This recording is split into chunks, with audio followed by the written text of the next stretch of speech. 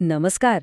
Take वर्ल्डमध्ये SQL आणि no SQL हे शब्द आपण नेहमी ऐकतो, नाही का? पण यांच्यात नेमका फरक काय आहे? चला, आज अगदी सोप्या भाषेत हे सगळं समजून घेऊया. तर आज आपण काय काय बघणार आहोत. सगळ्यात आधी डेटाबेस म्हणजे काय हे समजून घेऊ. मग एसक्यूएल काय आहे, नो एसक्यूएल काय आहे, या दोन्हीमध्ये काय फरक आहे ते बघू. आणि हो, शेवटी आपल्या प्रोजेक्टसाठी नक्की काय निवडायचं यावरही बोलूया. चला तर मग अगदी सुरुवातीपासून सुरुवात करूया. सगळ्यात पहिला आणि महत्त्वाचा प्रश्न, डेटाबेस म्हणजे नेमकं काय? एक विचार करा, आपण रोज कितीतरी ॲप्स वापरतो, बरोबर? मग त्यातले जे युजर्स आहेत, आपण जे प्रोडक्ट्स बघतो, ऑर्डर्स करतो, हा सगळाच्या सगळा डेटा जातो कुठे? कुठे साठवला जातो हा? तर याच प्रश्नाचं उत्तर आहे डेटाबेस. सोप्या भाषेत सांगायचं तर डेटाबेस म्हणजे डेटा स्टोअर करण्याची आणि मॅनेज करण्याची एक सिस्टीम. खरं तर हा आपल्या सगळ्या डिजिटल माहितीचा पायाच आहे. ओके, तर डेटाबेस काय आहे हे कळलं. आता त्याच्या दोन मुख्य प्रकारांपैकी पहिल्या प्रकाराबद्दल बोलू. तो म्हणजे एसक्यूएल, म्हणजेच स्ट्रक्चर, एक प्रकारची शिस्तबद्ध रचना. MySQL किंवा PostgreSQL सारखे डेटाबेस ऐकले असतीलच, ते याच प्रकारात येतात. एसक्यूएल म्हणजे स्ट्रक्चर्ड क्वेरी लँग्वेज. नावावरूनच कळतंय की इथे सगळं काही स्ट्रक्चर्ड असतं, म्हणजे एका विशिष्ट रचनेत.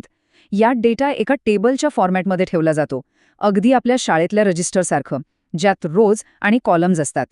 उदाहरणच बघायचं झालं तर हे युजर्स टेबल बघा.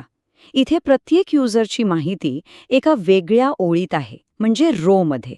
आणि त्यांचं ID, नाव, ईमेल हे सगळं वेगवेगळ्या कॉलममध्ये. एकदम शिस्तबद्ध आणि व्यवस्थित, सगळं जागेवर. एसक्यूएलमध्ये ना एक खूप महत्वाची गोष्ट आहे, ती म्हणजे स्कीमा. हा आधीच ठरवावा लागतो. स्कीमा म्हणजे काय? तर एक प्रकारची नियमावली, की टेबलमध्ये कोणते कॉलम्स असतील, त्यांची रचना कशी असेल, हे सगळं डेटा टाकायच्या आधीच पक्क करावं लागतं. आणि याच शिस्तीमुळे SQL database ACID properties follow करतात. आता हे जरा टेक्निकल वाटेल, पण याचा साधा अर्थ आहे विश्वासार्हता. म्हणजे एखादं काम एकतर पूर्ण होईल किंवा अजिबातच होणार नाही, अर्धवट काहीच राहत नाही. डेटा नेहमी बरोबर राहतो आणि एकदा सेव्ह झाला की तो कायमस्वरूपी सुरक्षित राहतो.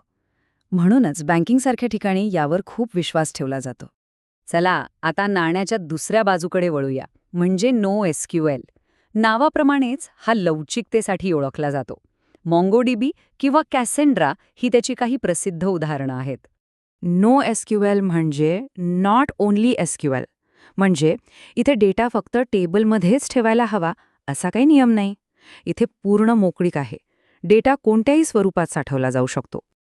आणि हेच तर याचं खरं वैशिष्ट्य आहे.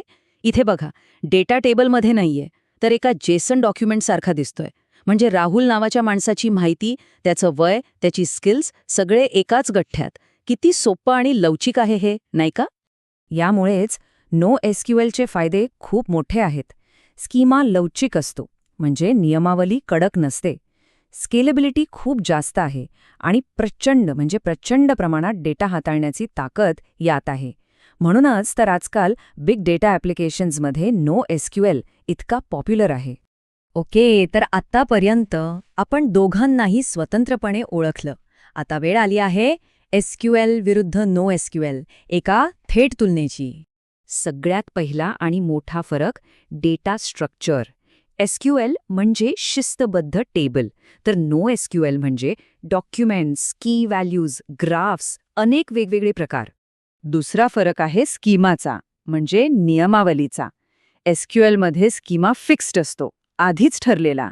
याच्या अगदी उलट नो एसक्यूएलमध्ये स्कीमा खूप लवचिक असतो. गरजेनुसार तो कधीही बदलता येतो. तिसरा आणि खूप महत्त्वाचा फरक, स्केलेबिलिटी, म्हणजे वाढण्याची क्षमता. एसक्यूएलमध्ये साधारणपणे व्हर्टिकल स्केलिंग वापरतात, म्हणजे एकाच शक्तिशाली मशीनला आणखी शक्तिशाली बनवलं जातं. तर नो एसक्यूएल हॉरिझॉन्टल स्केलिंग करतो, म्हणजे एका मशीनऐवजी अनेक मशीन एकत्र जोडून काम केलं जातं. आणि याचा परिणाम थेट त्यांच्या वापरावर दिसतो. जिथे शिस्त, रचना आणि विश्वासार्हता सगळ्यात महत्त्वाची आहे, जसे की बँकिंग किंवा मोठ्या कंपन्यांच्या ERP सिस्टम्समध्ये, तिथे एसक्यूएल वापरला जातो. पण जिथे प्रचंड डेटा आहे, लवचिकता हवी आहे, जसं की big data, real time apps किंवा सोशल मीडियासारख्या वेब ॲप्लिकेशन्समध्ये तिथे नो एसक्यूएल बाजी मारतो. तर आता आपण जवळजवळ सगळ्या गोष्टी पाहिल्या. मग या सगळ्या चर्चेचं सार काय आणि सर्वात महत्त्वाचं म्हणजे निवड कशी करायची? तर लक्षात ठेवण्यासारखा मुद्दा अगदी सोपा आहे. जर डेटा स्ट्रक्चर्ड असेल आणि विश्वासार्हता सगळ्यात महत्त्वाची असेल तर एसक्यूएल हा उत्तम पर्याय आहे. पण जर डेटा खूप मोठा असेल, त्याची रचना सतत बदलणारी असेल आणि लवचिकता महत्त्वाची असेल तर नो एसक्यूएल जास्त चांगला पर्याय ठरतो. तर आता सगळी माहिती आपल्यासमोर आहे. मग आता प्रश्न हा आहे की पुढच्या प्रोजेक्टसाठी कोणता डेटाबेस निवडला पाहिजे? याचं उत्तर कुठे बाहेर नाहीये. ते तुमच्या प्रोजेक्टच्या गरजेतच दडलेलं आहे.